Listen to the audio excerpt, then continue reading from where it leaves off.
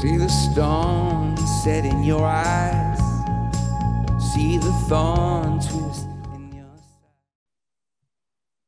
Oui, bonjour Chuck. Écoute, extrêmement heureux d'être avec toi ce soir.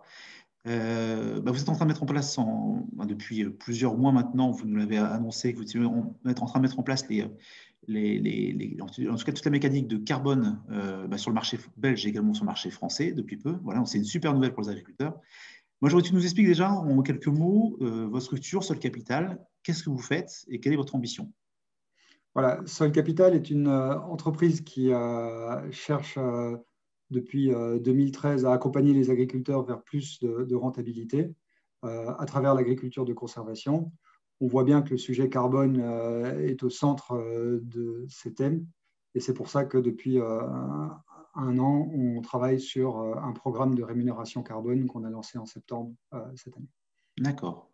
J'ai retenu que c'est une équipe de 13 personnes. Vous travaillez quasiment sur tous les pays, vous suivez de nombreuses fermes, souvent des très grosses fermes à travers tous les pays.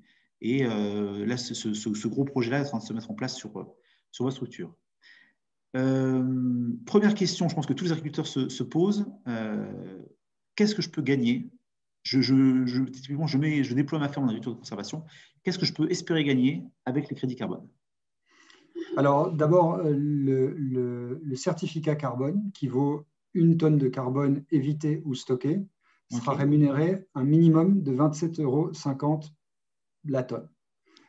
Et aujourd'hui, on constate qu'un agriculteur qui s'engage dans cette démarche va pouvoir assez facilement réduire ou stocker environ 0,5, 1 tonne par hectare. Donc, en fonction de la surface de l'agriculteur, il peut faire le calcul entre une demi-tonne et 1 tonne stockée par hectare, rémunérée chaque année. Lors d'un programme de 5 ans, ça lui donnera plus ou moins son revenu du carbone. Et ça, c'est typiquement pour une ferme qui commence en agriculture de conservation. Si on prend une ferme qui est établie, qui est en semi-direct quasiment à 100% sur sa surface, qui fait des gros efforts en termes de couverture végétale, de réduction des émissions, de ces réductions également de toute la partie pesticides, et par exemple qui est déjà en bilan carbone positif avec, je sais pas, 2 tonnes captées à l'hectare en bilan carbone net, qu'est-ce qu'une ferme comme ça peut espérer toucher? Alors, cette ferme sera rémunérée pour toutes les tonnes qu'elle stocke net. Donc, si elle stocke 2 tonnes, elle ira chercher environ 55 € de l'hectare. On a vu des fermes aller plus loin. On a vu des fermes aller jusqu'à 2 tonnes et demie. On a même vu une ferme aller jusqu'à 3 tonnes. Ça reste assez exceptionnel. Okay. C'est ces agriculteurs les plus avancés. Est-ce que ça vaut la peine que j'évoque certaines des pratiques qui font vraiment la différence? On va en parler, mais en fait, moi, ce que je trouve vraiment passionnant, c'est quand on commence à dire, voilà, une ferme qui est performante, on arrive à stocker, et mettons, je pense, 2 tonnes, 2 tonnes et demie, on arrive à les faire assez aisément. Là, on se parle quand même de 60, 70 € à l'hectare sur lequel on peut être rémunéré. Donc, pour moi, c'est très, très novateur dans la démarche. Et ces entreprises en face qui nous rémunèrent, demain, ça peut être également les particuliers qui se mettent à compenser leur bilan carbone. Et je trouve ça, en tout cas, extrêmement intéressant. Du coup, en quelques mots, pour arriver à cela, qu'est-ce qu'un agriculteur doit faire? Alors, il y a vraiment 4 leviers importants qui vont permettre d'améliorer la séquestration du carbone dans les sols. Le premier levier, c'est la réduction du travail du sol. Et plus on tend vers le semi-direct, plus on aura un impact important. Le semi-direct ira chercher un impact entre 2 tonnes et 2 tonnes et demie tout seul à l'hectare. Le deuxième levier, c'est l'utilisation plus ou moins systématique de couverts végétaux. Le troisième levier, ça va être la fertilisation organique. Plus la fertilisation est organique, plus ça va faire descendre du carbone dans le profil.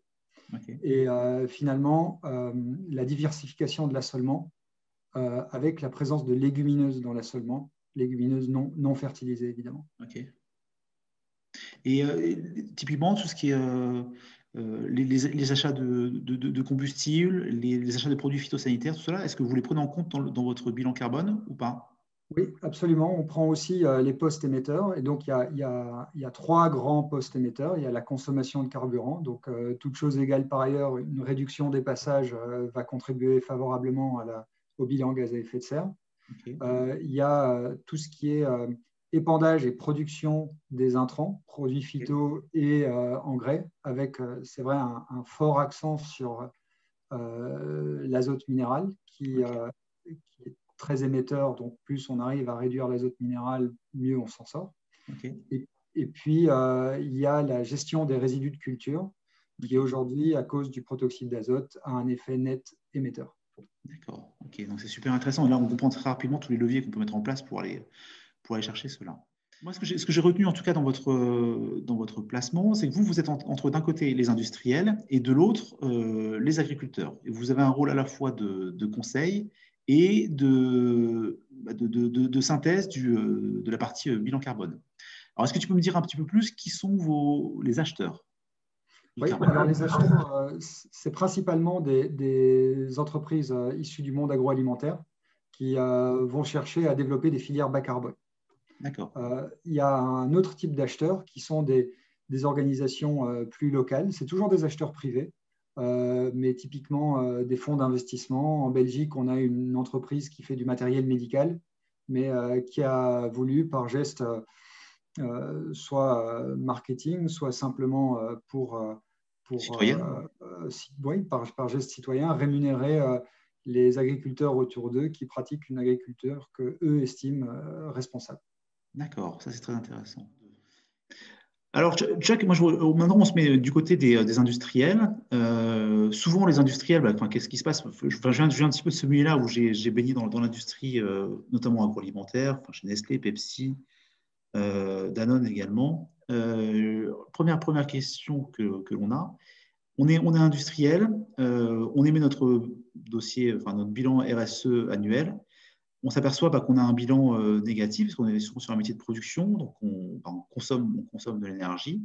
Et je dois racheter des crédits carbone pour compenser mon bilan carbone négatif et pouvoir communiquer dessus au travers de mes produits ou mon rapport, et en tout cas m'acheter une citoyenneté. Comment ça marche avec vous pour rentrer dans cette démarche d'achat de certificats? Oui, c'est très facile. N'importe quel acteur agro-industriel peut venir nous voir et il peut acheter autant de tonnes qu'il souhaite compenser dans ses émissions de gaz à effet de serre pour 40 € la tonne. Et quand il aura acheté 100, 1000 ou 10 000 tonnes, il pourra revendiquer la baisse de ses émissions de gaz à effet de serre de ce même montant. D'accord. Voilà. C'est juste pour le secteur agro-industriel en revanche. Parce que les autres entreprises qui ne se fournissent pas de matières premières agricoles ne peuvent pas revendiquer cette neutralité carbone. Et donc, on veut être très clair là-dessus. Il ne s'agit pas d'un droit à polluer. OK. C'est important de se le dire. Donc, on comprend bien, en fait, un industriel, il achète des droits 40 € et les agriculteurs sont rémunérés 25,50 € de la tonne. Donc, ça veut dire qu'il y a 13 € pour rémunérer tout le travail que vous faites. Il y a également le partenaire là, qu'on avait évoqué, qui s'appelle Softpol, qui, lui, va créer toute cette partie marché, communication, en lien avec les acheteurs et tout les travail d'audit qu'il y a derrière, quoi. Voilà. Exactement. Et ça, en tout cas, c'est extrêmement intéressant que tout le monde comprenne bien cette démarche. Oui, c'est exactement ça. C'est toute la commercialisation, c'est tout l'audit.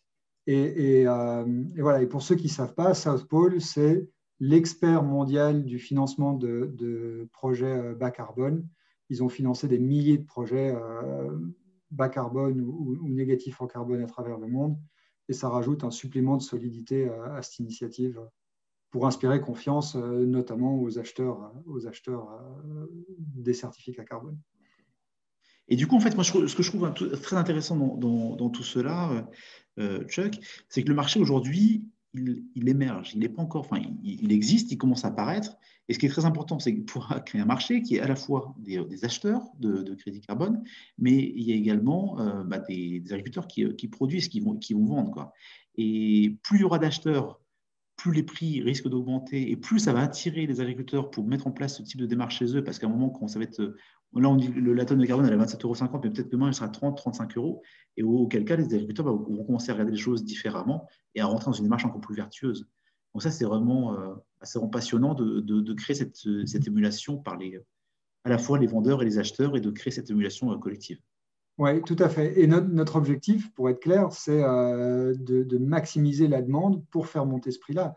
Et on entend souvent que le prix de l'externalité négative, le coût d'émettre une tonne de carbone sur l'environnement, sur l'économie à long terme, c'est plusieurs centaines d'euros la tonne. On pense qu'on va y arriver à un moment donné, avec le changement climatique qui continue à poser problème, avec la conscience citoyenne et du régulateur qui continue à pousser dans ce sens-là. On peut tout à fait envisager un coût du carbone qui va monter à 35, 60 €. Et donc, nous voilà, on a souhaité partir d'une base qui était encore assez modeste à 27,50 € pour commencer à attirer des acheteurs.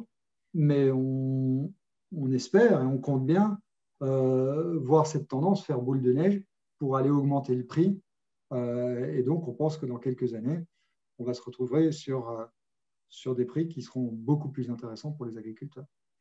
Mais aujourd'hui, la meilleure manière de mettre le pied à l'étrier, c'est aussi de créer une offre pour que cette demande puisse être satisfaite. Donc, il faut qu'aujourd'hui, les agriculteurs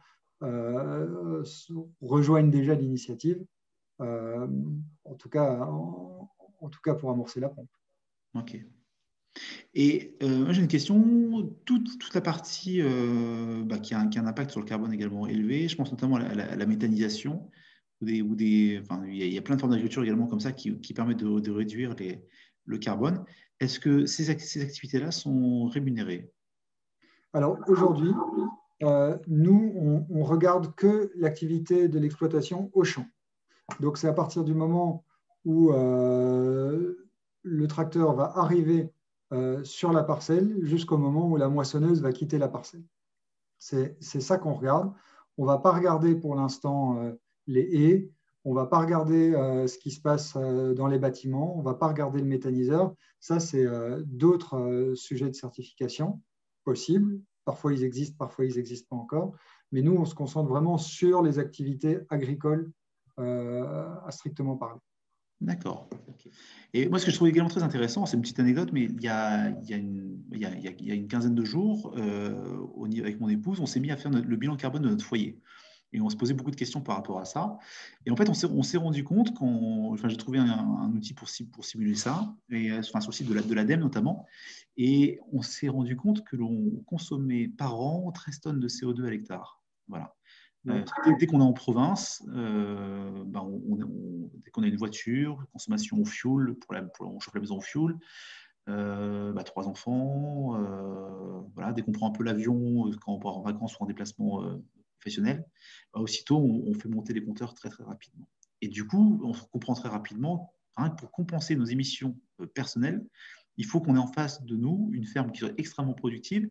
Et on va utiliser 6 hectares de terre pour compenser cela. Donc, c'est quand même, je trouve ça considérable. Et donc, moi, je trouve ça extrêmement intéressant, c'est que d'un point de vue citoyen, demain, on pourra dire à n'importe qui, à notre voisin, voilà, si tu veux, voilà déjà quel est ton bilan carbone, et voilà ce que l'agriculture peut t'apporter. Donc, c'est vraiment un nouveau service qui est apporté là, et qui est vraiment génial, et qui nous permet également de donner une image extrêmement positive de l'agriculture. Et moi, je trouve ça en tout cas passionnant. Oui, et je pense que c'est un des enjeux principaux parce qu'aujourd'hui, 27,50 € ou 55 € de l'hectare, c'est bien, mais ça ne va pas changer du tout au tout la vie de l'agriculteur. Mais ça a en plus le mérite d'envoyer ce signal positif, de dire que cet agriculteur fait plutôt partie de la solution que des problèmes.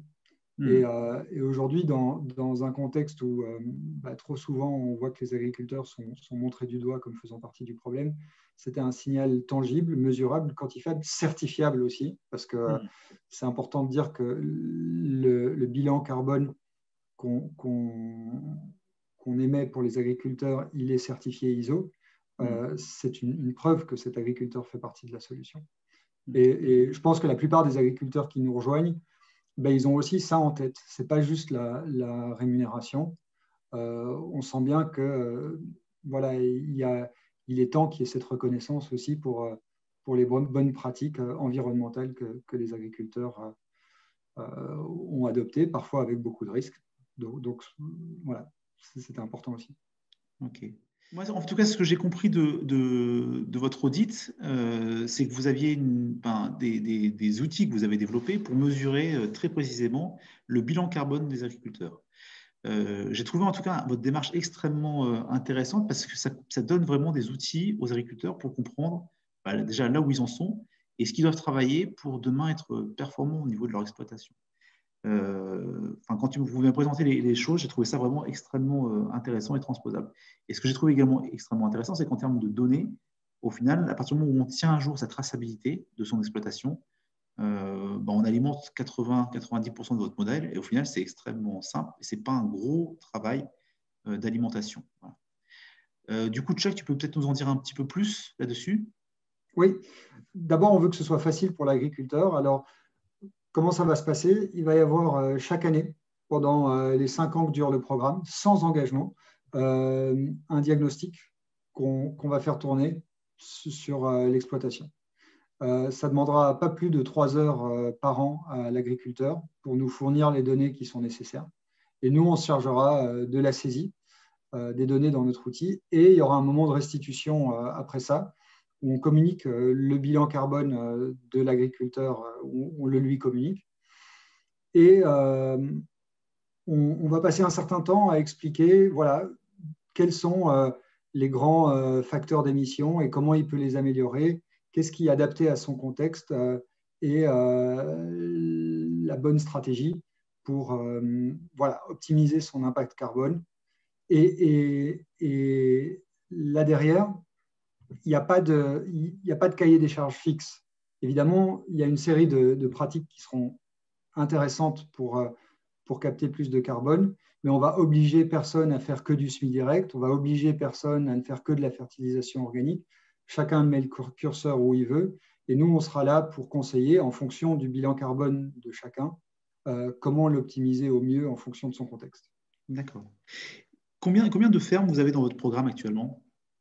Alors, pas plus tard que mardi, on a dépassé les 100 fermes dans le programme, avec un premier objectif à 150 fermes d'ici la fin de l'année. D'accord. Et vous avez commencé quand? On a commencé fin septembre. Donc, on a été très, très étonnés de la bonne réponse des agriculteurs. Mais en même temps, je pense que ça fait longtemps que beaucoup de monde attend ce sujet. Je pense qu'on a eu la chance d'être les premiers et avec un programme concret, simple. Je pense qu'il est le plus simple possible et pratique. On cherche vraiment à faciliter la vie de l'agriculteur tout au long de ce programme. Et je pense que ça fait partie des raisons pour lesquelles ça marche. D'accord.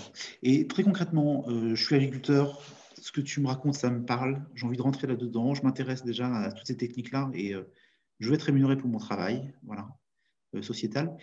Quelles sont les démarches que je dois réaliser? La première chose à faire, c'est d'aller sur notre site web, soilcapital.com. Et là, il est possible de vérifier son éligibilité au programme carbone. C'est un petit formulaire, ça prendra moins d'1 minute à remplir.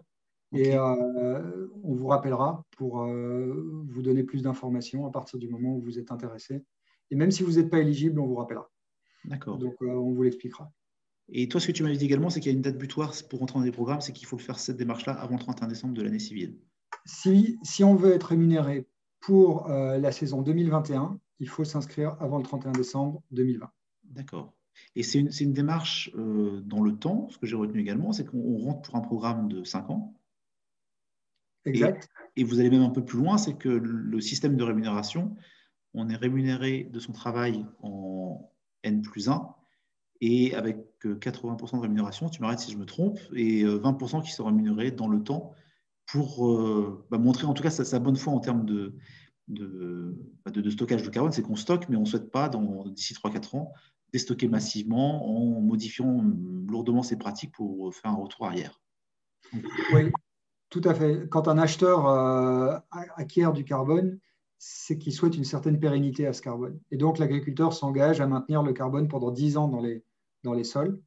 Et au terme de ces 10 ans, 20% des certificats qui auront été émis 10 ans plus tôt lui seront rémunérés, mais les 80% initiaux lui seront rémunérés dès le départ. Ok, super. Est-ce qu'on a un petit mot à dire d'encouragement à tous les agriculteurs? Alors, je pense que sans les agriculteurs motivés et sans toute l'innovation qui a lieu tous les jours sur le terrain de la part des agriculteurs, un programme comme ça n'est pas possible. Et c'est pas parce qu'on a fait du travail dans notre coin que ce programme existe, c'est parce qu'on est porté par tout un tas d'agriculteurs dans le monde entier, mais en France, il faut dire particulièrement parce qu'il y a un tissu d'agriculture de conservation qui est quand même très fort et qui nous a beaucoup aidés. On a beaucoup de connaissances en France qui nous ont permis de faire ça. Et donc, voilà, je pense que même si aujourd'hui, ce n'est que le début, tous ces agriculteurs qui ont mené la voie peuvent déjà être très fiers d'avoir établi ou permis d'établir un programme de rémunération carbone comme celui-là. Et pour être clair, ça existe un petit peu partout dans le monde, mais c'est vraiment en train de devenir une lame de fond et c'est vraiment en train de devenir quelque chose de systématique. Et donc, voilà, les agriculteurs engagés depuis longtemps dans la démarche peuvent vraiment se féliciter de ce qu'ils ont fait jusqu'à présent. Et on espère pouvoir leur rajouter un petit bénéfice tangible à cette fierté qu'ils peuvent avoir dans les prochaines années. En tout cas, Chuck, franchement, enfin, sur le Capital, c'est vraiment super ce que vous faites. Vous pouvez être très fiers de ce que vous faites parce que c'est très attendu par les agriculteurs. C'est un mouvement qui vient du terrain et ça, c'est vraiment génial. On n'attend rien des États. On se prend en main, on construit les choses. Vous faites des super choses. Enfin, rémunérer le carbone, c'est vraiment. Enfin, moi, je trouve que c'est extraordinaire et c'est une démarche très vertueuse. Donc, bravo pour tout cela. Merci. Grand merci, Chuck. Allez. Voilà, à bientôt. Bientôt. Ciao.